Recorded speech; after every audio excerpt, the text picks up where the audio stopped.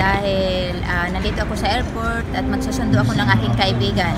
Siya ay galing sa Dallas, Texas. So nandito kami ngayon sa carousel number 15. Ayun, doon kami magkikita dahil doon niya kukuhain yung kanyang luggage. So ngayon guys, tara samahan niyo ako para magantay sa aking friend. Okay, come on, let's go. 9. As many bags do look alike, please check all luggage tags carefully. Thank you.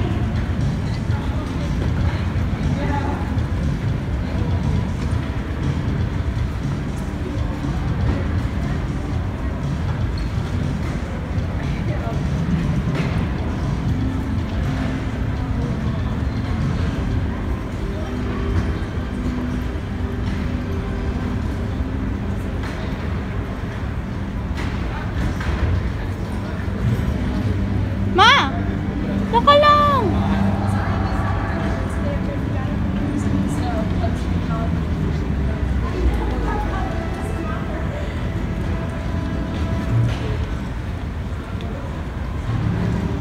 Wala pa rin.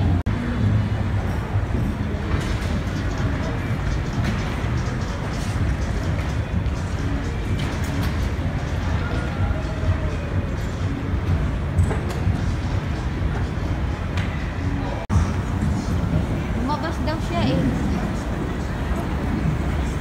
Baka dito. Eh, isantay natin kasi sabi niya, lumabas siya. Ayan, lumabas daw siya. Lumabas siya, yun hindi namin napansin. Ay, ito!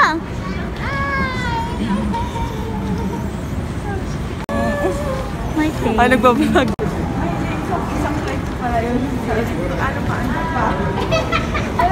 So, ayan guys, nandito muna kami ngayon. Ayan, food trip muna kami.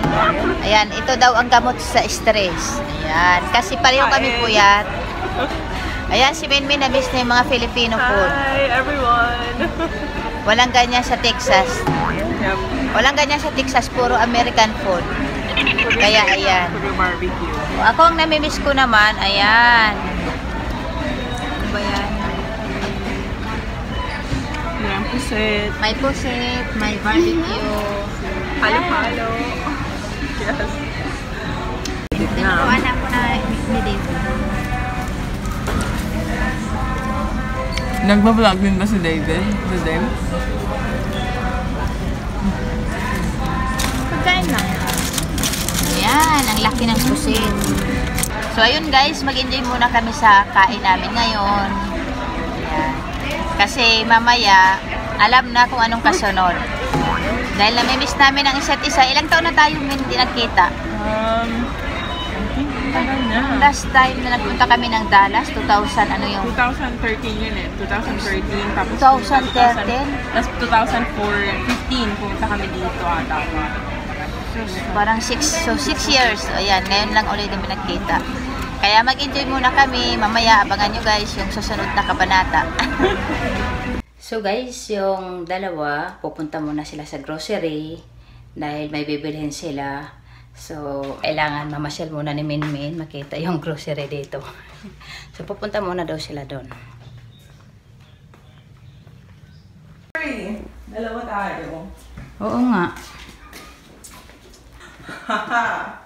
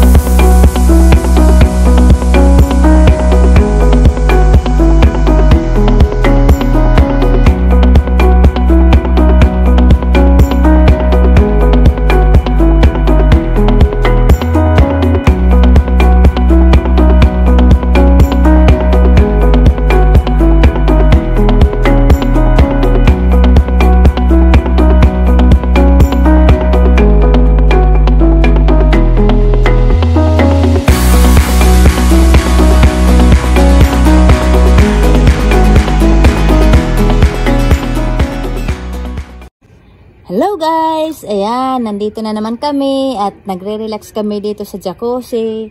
Wala kaming maisip na gagawin ngayong gabi kundi mag-relax lang para naman matanggal ang aming stress. Okay? So dito, kahit papano, inom lang kami ng wine at mag-relax. So, nakakabawas ng stress. So, yung aking mga kasama is nandito. Ipakilala ko sila sa inyo. Okay? So, ito si Minmin from Dallas, Texas. Hi, everyone. And then, Wag na ako. okay, ayaw na niya. Ayan. So, ayan, mag-relax muna kami rito. Okay? See you later. Bye! Okay na? So guys, ayan, ito, mag-ano muna kami ngayon, maglaro muna kami ng ano ba tawag dito pala, snake ladder pala, hindi pala guys. So ayan, tapos na kami sa aming pagligo, so ngayon nandito na naman kami. So susulitin namin ang oras namin, okay? So enjoy lang! Diyan na. When?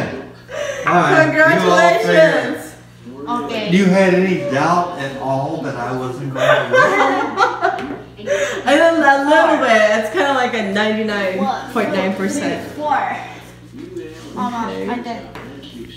So we're going to play for the second runner-up. 6. 4, 5, 6. 2, 3, 4, 5. You can keep the $24.78. 3. 1, 2. Oh my gosh. Kita ka na. 1.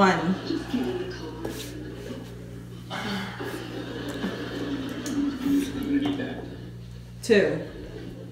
1, 6.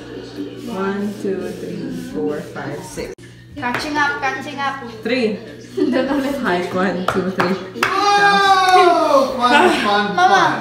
So, Now you know what it's so. I went through it so many times. 4. 1, 2, 3, 4. Sayang. That ladder, I hate that I don't need a 4. 2. 1, 2.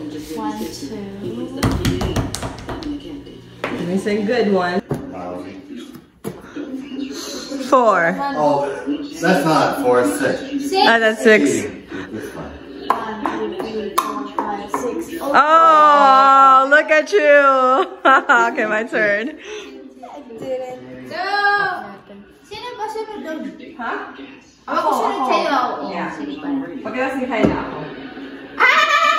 Cheating! Yeah. Hey, let me blow it first. Bell!